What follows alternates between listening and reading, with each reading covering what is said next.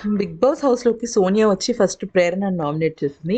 ప్రేరణని ఏమని నామినేట్ చేసిందంటే, "మాటలు వదిలేస్తున్నావు. ఒక టీమ్ హెడ్‌గా లేదా టీమ్‌లో మెంబర్‌గా, టీమ్‌కి సంబంధించి నువ్వు విఫలమవుతున్నావు" అంటూ ఒకదాని తర్వాత ఒకటి, ఒకదాని తర్వాత ఒకటి పాయింట్స్ తీస్తూ మాట్లాడుతూనే ఉంది.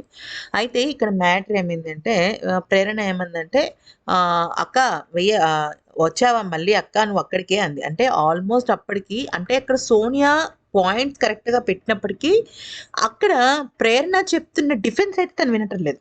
అంటే ఇవన్నీ చెప్పొద్దులే, నువ్వు ఇంకో మాట చెప్పులే అని అక్కడికక్కడ కట్ చేస్తోంది. అంటే ప్రేరణ డిఫెన్స్ అనేది తను వింటేనే కదా అక్కడ తన పాయింట్ కరెక్టా కాదా అని తెలుస్తుంది. తనేం చేస్తుంది, ప్రేరణకి ఎవరైతే వ్యతిరేకంగా మాట్లాడుతున్నారో వాళ్ళని 2, 3 క్వెషన్స్ అడుగుతోంది సోనియా. తర్వాత ఆపేస్తుంది. సో, ప్రేరణ చెప్పాలనుకుంది తను చెప్పలేకపోతుంది. అయితే సరే ఇదంతా పక్కన పెట్టేస్తే నువ్వు అక్క వినక్క యాక్చువల్లీ డిస్కషన్‌లో ఏమైందంటే సోనియా నిఖిల్‌ని ఒక మాట అడుగుతుంది. "రేయ్! నువ్వు అదే ఆ రోజు వాటర్ టా టా టా టాస్క్ ఉంది గదా! నిఖిల్ ఇద్దరిని పట్టుకొని లాగాడు. ఆ టాస్క్‌లో ఏం జరిగింది? నువ్వు చెప్పావా?" అని ఏదో అడుగుతుంటే, "అక్క నువ్వు వినక్క" అని చెప్పేసి అంటే నిఖిల్‌ని సపోర్ట్ చేస్తోందనమాట. అప్పుడు ఏమైందంటే తినంది ప్రేరణ, "అక్క నువ్వు అక్క అంటే చెప్పు చెల్లె, చెప్పు చెల్లె" అంటే, "నాకు అక్కవి కాదు నువ్వు. నిఖిల్ కోసం నేను చెప్పాను" అంటే, "నిఖిల్ కోసం చెప్పడానికి నువ్వెవరివి? అసలు నువ్వెవడివి" అని చెప్పేసి వాదించిందనమాట. అయితే అంతటితో బానే ఉంది. అయితే అక్కడున్న వాళ్ళందరూ కూడా ప్రేరణతో అన్నారు, "అవన్నీ నీకు అనవసరం. అక్క, తమ్ముడు, చెల్లి ఇవన్నీ వద్దు" అంటే, అప్పుడు ఇమ్మీడియేట్‌గా ప్రేరణ ఏం చేసిందంటే, "sorry Sonia, sorry. Please sorry వదిలేసేయి" అంది.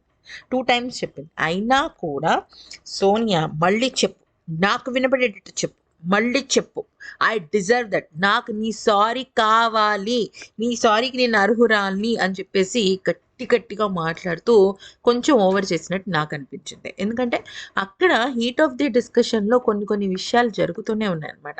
అయితే ఇక్కడ గమనించాల్సిన విషయం ఏంటి అంటే నామినేషన్స్ అనేది నువ్వు ఒక పాయింట్ పెట్టినప్పుడు వాళ్ళ డిఫెన్స్ కూడా వినాలి. అప్పుడే ప్రేక్షకులకి ఎవరిది కరెక్ట్, ఎవరిది తప్పని తెలుస్తుంది.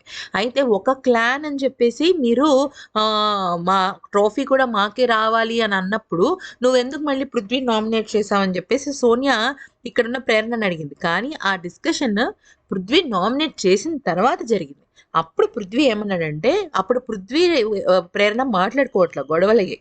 ఆ తర్వాత టాస్క్‌లో బస్తా టాస్క్ ఉంది కదా! ఆ బస్తా టాస్క్ అయిన తర్వాత విష్ణు మెగా చీఫ్ అయిన తర్వాత తను క్లాన్‌కి సంబంధించి తీసుకుంది. సో, అన్ని పాయింట్స్ సీక్వెన్స్‌గా పెట్టట్లేదు సోనియా ప్రేరణ విషయాలు.